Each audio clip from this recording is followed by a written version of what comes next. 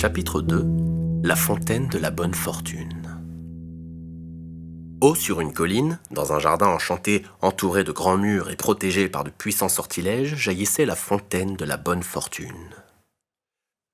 Une fois par an, au cours des heures qui séparaient le lever et le coucher du soleil, au jour le plus long de l'année, un malheureux, et un seul, se voyait accorder la chance de se frayer un difficile chemin jusqu'à la fontaine, de se baigner dans ses eaux et de recevoir à tout jamais la bonne fortune. Au jour dit, des centaines de gens arrivaient de tout le royaume pour attendre avant l'aube les murs du jardin. Hommes et femmes, riches et pauvres, jeunes et vieux, doués de pouvoirs magiques ou pas, ils se rassemblaient dans l'obscurité, chacun espérant être celui ou celle qui parviendrait à pénétrer dans le jardin. 3 sorcières, chacune ployant sous le poids du malheur, se rencontrèrent dans les derniers rangs de la foule et se racontèrent leur détresse tandis qu'elles attendaient le lever du soleil. La première, qui s'appelait Asha, était affectée d'une maladie qu'aucun guérisseur ne pouvait soulager. Elle espérait que la fontaine chasserait ses symptômes et lui accorderait une vie longue et heureuse. La deuxième, qui s'appelait Alteda, s'était vue voler sa maison, son or et sa baguette magique par un sorcier malfaisant. Elle espérait que la fontaine pourrait mettre un terme à son désarroi et sa pauvreté. La troisième, qui s'appelait Amata, avait été abandonnée par un homme qu'elle aimait tendrement, et elle pensait que jamais son cœur n'en guérirait.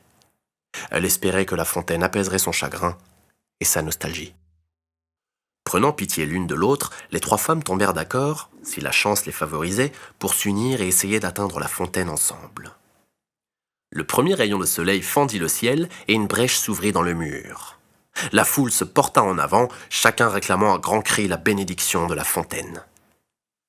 Des plantes grimpantes venues du jardin serpentèrent alors à travers la masse qui se pressait contre la muraille et s'enroulèrent autour de la première sorcière, Asha.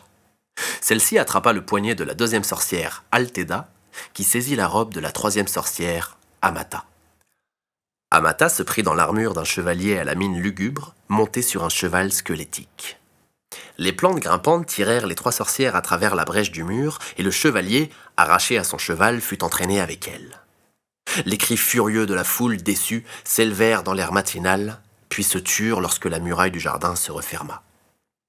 Asha et Alteda étaient en colère contre Amata, qui avait accidentellement emmené le chevalier avec elle. « Une seule personne peut se baigner dans la fontaine. Il sera déjà suffisamment difficile de décider laquelle de nous 3 s'y plongera, sans avoir besoin d'y rajouter quelqu'un d'autre. » À présent, Sire sans chance, ainsi qu'on appelait le chevalier dans le pays qui s'étendait au-delà des murs, comprit qu'il avait affaire à des sorcières, et comme lui-même n'avait aucun pouvoir magique, ni aucune habileté en matière de tournoi ou de duel à l'épée, ni rien d'autre qui pût distinguer des autres hommes sans magie, il fut convaincu qu'il devait abandonner tout espoir d'arriver à la fontaine avant les 3 femmes. Il déclara donc son intention de se retirer en retournant de l'autre côté du mur. Quand elle l'entendit, Amata se mit en colère à son tour. « Cœur de lièvre !» le gronda-t-elle. « Tirez votre épée, chevalier, et aidez-nous à atteindre notre but !» Ainsi, les 3 sorcières et le chevalier mélancolique s'aventurèrent dans le jardin enchanté où des herbes, des fruits et des fleurs rares poussaient en abondance de chaque côté des sentiers baignés par la lumière du soleil. Ils ne rencontrèrent aucun obstacle jusqu'à la colline au sommet de laquelle se trouvait la fontaine. Là, cependant, enroulé autour du pied de la colline, il y avait un ver, blanc, monstrueux, boursouflé et aveugle. À leur approche, il tourna vers eux une tête affreuse et prononça les paroles suivantes. « Payez-moi avec la preuve de votre douleur. » Sire sans chance tira son épée et tenta de tuer la bête, mais sa lame se cassa net. Puis, Alteda jeta des pierres au ver, tandis qu'Asha et Amata essayaient tous les sortilèges qui auraient pu le soumettre ou l'envoûter.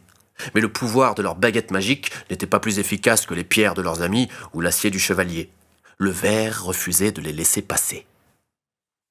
Le soleil s'élevait de plus en plus haut dans le ciel et Asha, désespéré, se mit à pleurer. Le grand ver appuya alors sa tête contre celle d'Asha et but les larmes qui coulaient sur ses joues. Sa soif apaisée, il s'écarta en ondulant et se volatilisa dans un trou du sol. Se réjouissant de sa disparition, les 3 sorcières et le chevalier entreprirent d'escalader la montagne, persuadés qu'ils atteindraient la fontaine avant midi. Parvenus à mi-hauteur, cependant, ils trouvèrent devant eux ces mots inscrits dans le sol. « Payez-moi avec le fruit de votre labeur. » Cire sans chance prit son unique pièce de monnaie et la posa sur le flanc herbeux de la colline.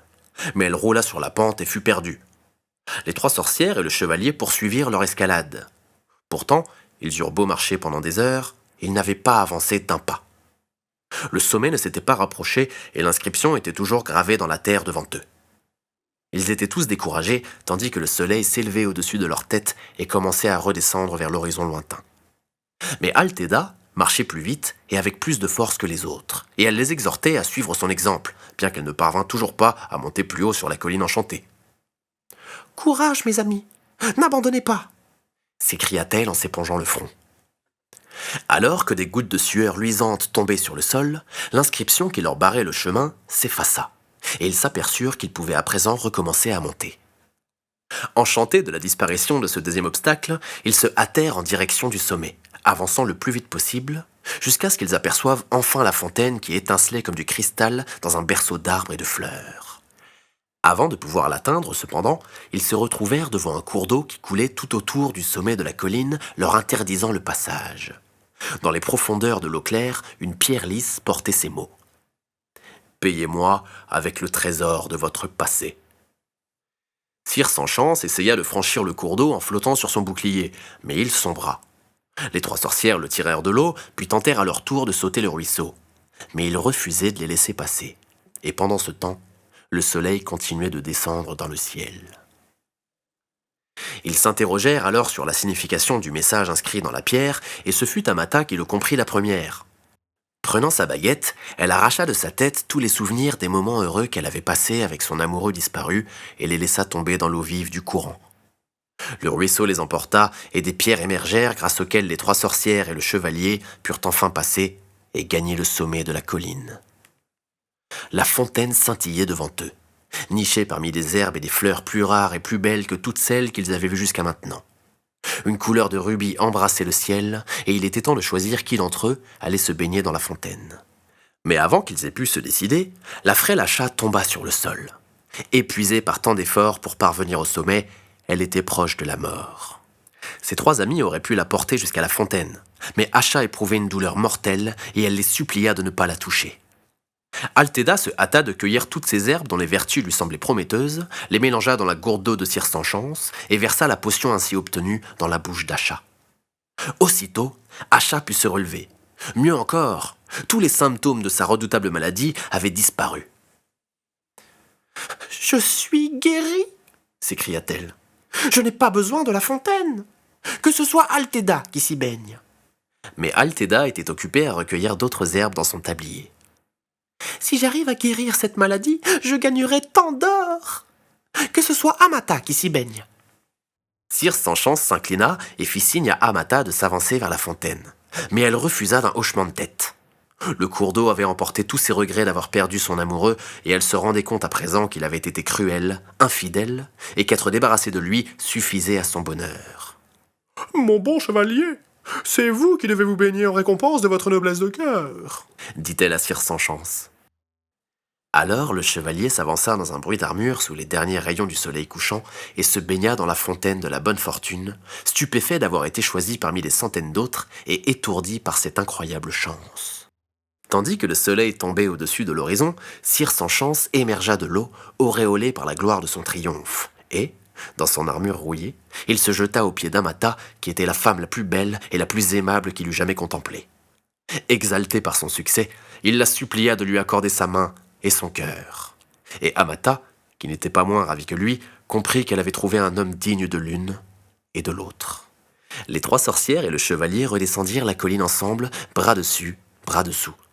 Ils eurent tous les 4 une longue vie de bonheur, et aucun d'entre eux ne sut, ni ne soupçonna jamais, qu'il n'y avait pas le moindre enchantement dans les eaux de la fontaine.